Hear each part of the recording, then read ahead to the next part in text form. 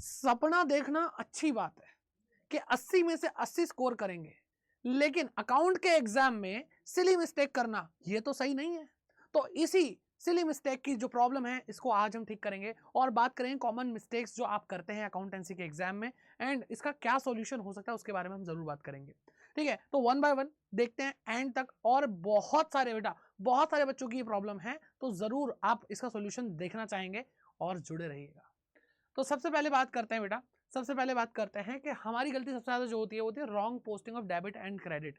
अब बेटा ये होती क्यों है? सबसे पहली चीज कि हम बहुत जल्दबाजी में होते हैं। तो देखो सिंपल सी बात है, जल्दबाजी ना करें। जल्दबाजी करने की कोई जरूरत नहीं है। नेचर को समझें कि कोई चीज लाइबिलिटी है या असेट है या फिर एक्सपेंस है या लॉस है। बच्चे इसी में कंफ्यूज, वो नेचर ही नहीं समझते। पहली गलती तो ये इस वजह से होती है क्योंकि आप जल्दबाजी करते हैं। ठीक है, नॉलेज आपको होती है। दूसरे तरह के बच्चे होते हैं जिनको नॉलेज नहीं होती, उनको बस ये होता है कहाँ लिखो कहाँ अरे भाई अपने आप से पूछो तो सही, असेट है या लाइबिलिटी है? असेट है बढ़ रही है तो डेबिट कर दो, घट रही तो क्रेडिट कर दो। लाइबिलिटी है बढ़ रही है तो क्रेडिट कर दो, घट रही है तो बेटा डेबिट कर दो ना। बहुत सारे बच्चों को प्रॉब्लम होती है, तो नेचर ही नहीं पता होता कि क्या चीज है एंड उसके साथ रूल क्या अप्लाई होंगे क्रेडिट और डेबिट के। ठीक है, एक तो ये गलती है।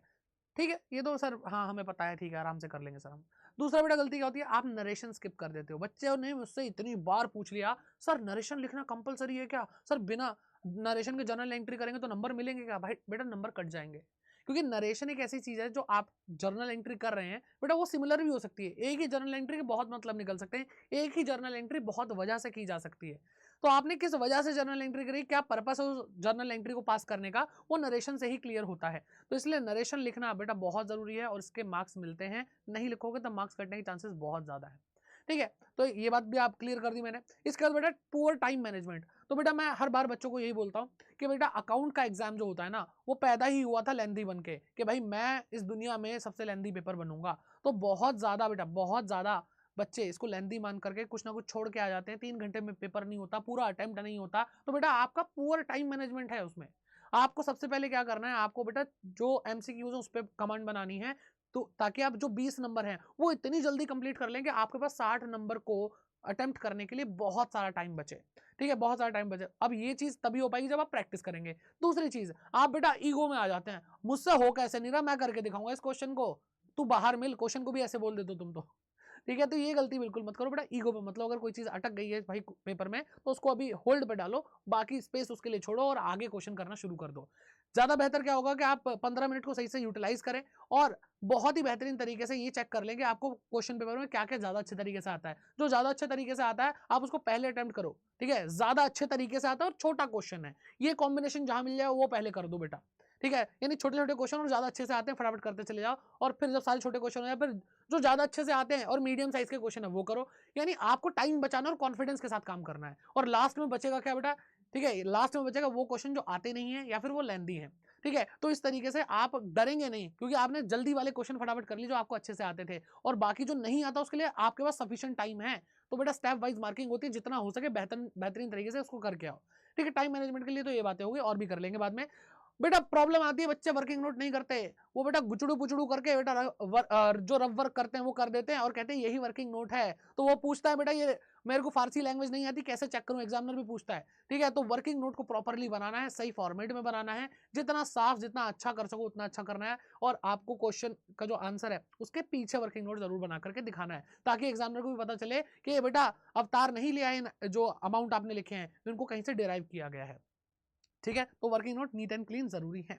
फिर बात करते हैं बेटा आगे लैंग्वेज प्रॉब्लम। बेटा बहुत सारे बच्चों को लैंग्वेज प्रॉब्लम है। सर कौन सी लैंग्वेज प्रॉब्लम? सर हम तो बहुत तरीके से तमीज से बात करते हैं, सर हम तो गाली वाली भी नहीं देते। बेटा झूठ मत बोलो, अब इधर देखो पहले लैंग्वेज प्रॉब्लम क्या है। बेटा लैंग्वेज प्रॉब्लम में आपको सबसे पहले आप पढ़ते सही से नहीं हो, आपको समझ में नहीं आता क्वेश्चन पूछना क्या था, वो भी जल्दबाजी की वजह से हो सकता है। दूसरा बेटा कुछ वर्ड्स हैं जो आपको बहुत परेशान करते हैं, जैसे फ्रॉम, जैसे टू, जैसे बाय। ठीक है, ऐसे कुछ हैं, ऑफ, ये बेटा जैसे मैं आपको बोलता हूँ ऑफ का मतलब मल्टीप्लाई होता है, ये तो बोर्ड मास वाला ही है। फ्रॉम का मतलब क्या करता है बेटा, माइनस करना है आपको। टू और बाय बेटा बहुत इंपॉर्टेंट है, खासतौर पे जब हम रिवैल्यूएशन करते हैं, रियलाइजेशन अकाउंट बनाते हैं, उसके अंदर ये सारी चीजें आती हैं। क्या बोलते हैं भाई, जैसे मान लो स्टॉक क्या हो गया बेटा, इंक्रीज टू मतलब भाई इतना बढ़ गया। ठीक है, इतना, अब उसकी वैल्यू इतनी है। इंक्रीज बाय मतलब क्या, जो वैल्यू है उसमें और बढ़ी है। तो ये थोड़े थोड़े फर्क होते हैं जो लैंग्वेज में आपको प्रॉब्लम देते हैं और उसकी वजह से आप बेटा पूरा क्वेश्चन गलत कर देते हो। ठीक है, एक टू और एक बाय पूरे आपको 5 नंबर खा सकता है। ठीक है, तो लैंग्वेज पे अच्छे से कमांड करो, वो भी प्रैक्टिस से आएगा और मेरी क्लासेस के अंदर ये सारी चीजें हम कवर कर रहे हैं। फिर बात करते हैं बेटा वर्किंग, क्या करते हैं बेटा, रॉन्ग कैलकुलेशन करते हैं। सर लास्ट वाली बात तो आपने बहुत सही बोली सर, रॉन्ग कैलकुलेशन तो सर बहुत करते हैं। तो भाई जल्दी में कैलकुलेशन करते हो। दूसरी चीज आप ना कॉमा का यूज नहीं करते। कॉमा का यूज चलो नहीं भी करते, लेकिन थोड़ा तरीका तो समझो। जैसे मान लो आपने लिखा 1 लाख रुपए और लिखा बेटा 20,000 रुपए। ठीक है, तो बेटा ये सही से लिखो, या तो यहाँ पे लगाओ, ऐसे कॉमा लगाओ। अब ध्यान से देखो यहाँ यहाँ, तो बेटा ये जो कॉमा है ये इधर आना चाहिए था, आपको ऐसे नहीं लिखना चाहिए था। आपको यहाँ पे 3 जीरो के यहाँ पे फिर कॉमा फिर ये, आप नहीं तो यहाँ पे क्या करते 2 यहाँ लिखा 3 लाख कर देते हैं इसको। जल्दबाजी में ये चीज़ें हो जाती हैं। और बेटा ये कैलकुलेशन एक प्रैक्टिस वाली चीज़ है, लेकिन इसको कैसे जल्दी किया जा सकता है इसके लिए भी बहुत सारे चीज़ें हो सकती हैं। उसके लिए अगर आपको वीडियो चाहिए कमेंट सेक्शन में कमेंट करके बताइए, और बताइए कि इनमें से सबसे ज़्यादा गलती आप क्या करते हैं। वीडियो हेल्पफुल लगी हो तो लाइक और शेयर करना, बाकी कमेंट करके भाई बता देना कौन सी गलती ज़्यादा कर रहे हो और अब से ध्यान रखोगे। एंड फास्ट कैलकुलेशन के लिए वीडियो चाहिए तो कमेंट करके जरूर जाना। ठीक है, bye bye, take care, God bless you.